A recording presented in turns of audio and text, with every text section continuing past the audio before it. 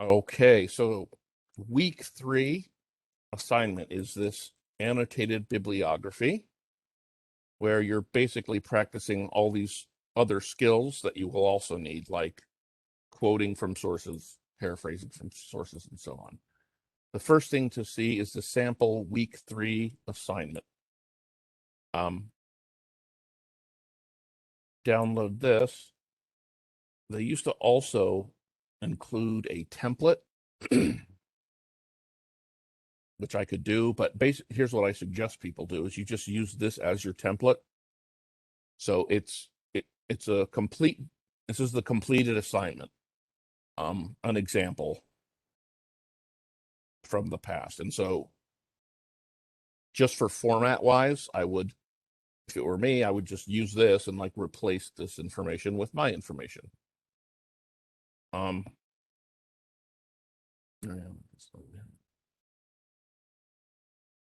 right, so here's the idea. Let me just put this over here. I'm going to have my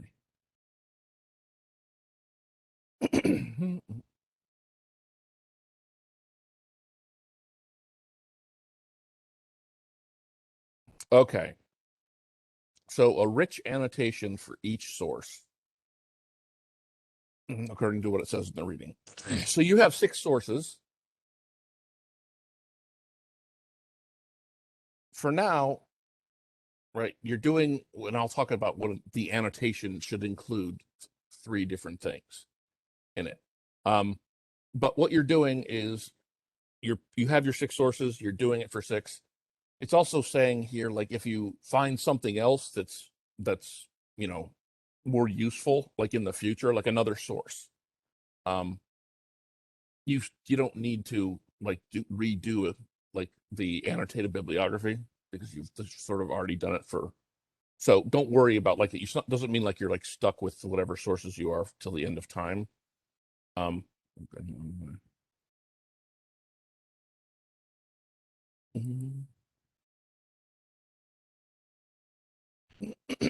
all right. So I tried to break this down from the lesson itself, and I tried to, and I've actually given it sentences, and this is just my attempt to make it simpler for people, so you know how much to do, basically. So your annotation contains 2 sentences about a summary, right? So it's you're figuring out what the main point of the article is, like the main thesis or the main argument. And if you can, the supporting points, and you try to do that in 2 sentences. So this main argument is this, and it also has supporting arguments like these. So that's first 2 sentences. Then you're going to work on the credibility and value, which means you're making some sort of comment about who did this, meaning like if it's a researcher or doctor, or and where it comes from, like it was published in this thing, or it's published by the university of someplace. So you're trying to just sort of signal what the credibility is like, and I'm assuming you're trying to signal that it's a high quality, credible source.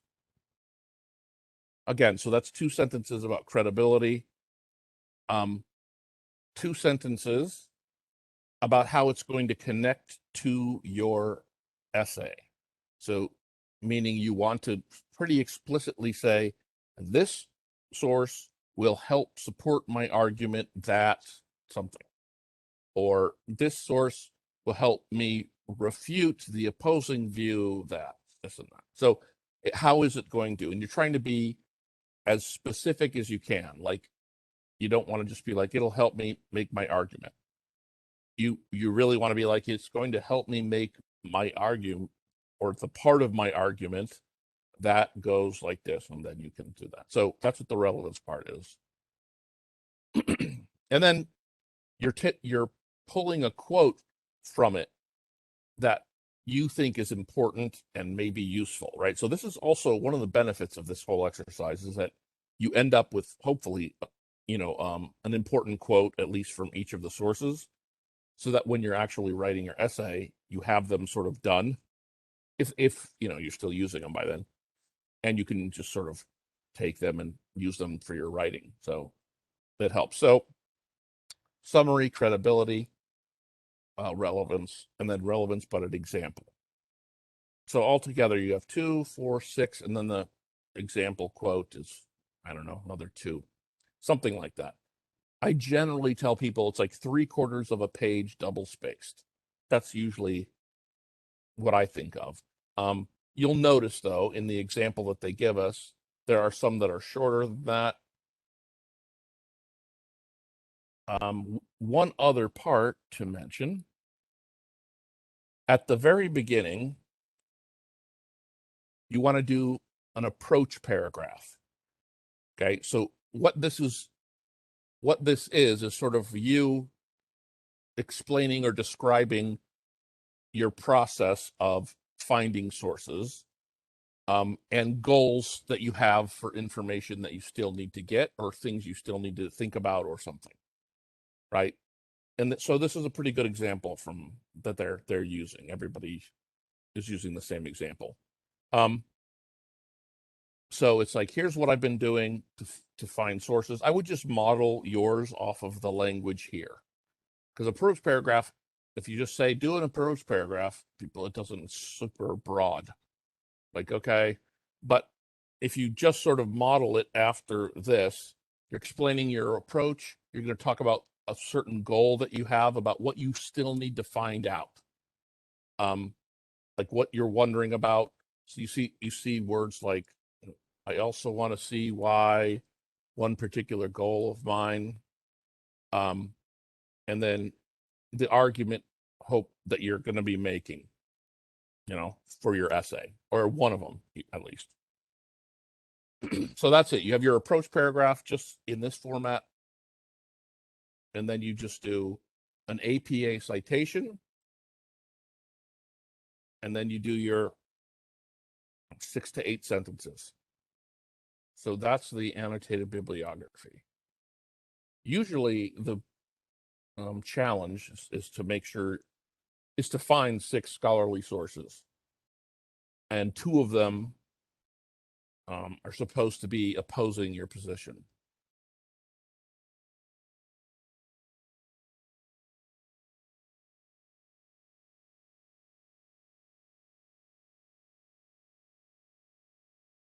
Oh, and then I pulled this off of the rubric, because all of the rubrics are installed, like Chamberlain installs them and they exist. So I basically just pulled off, okay, here's what, like, to get the best grade for each section. It needs to have these things, right? So overview, that's the summary part.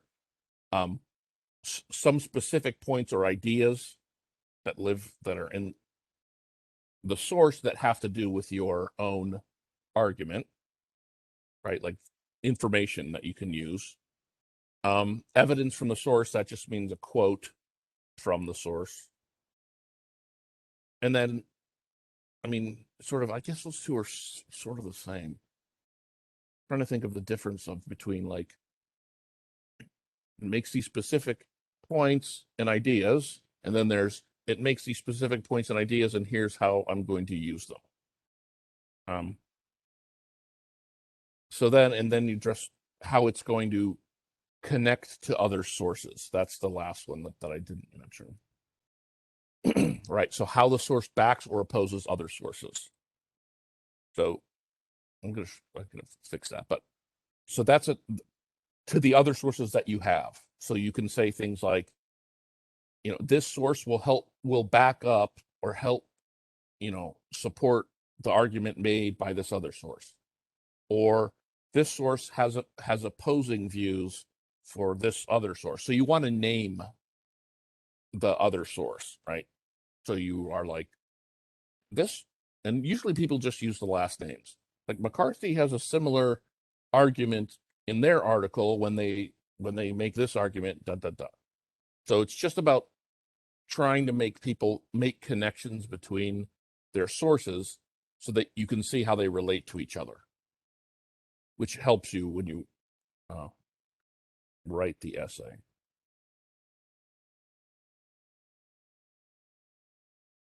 APA title page.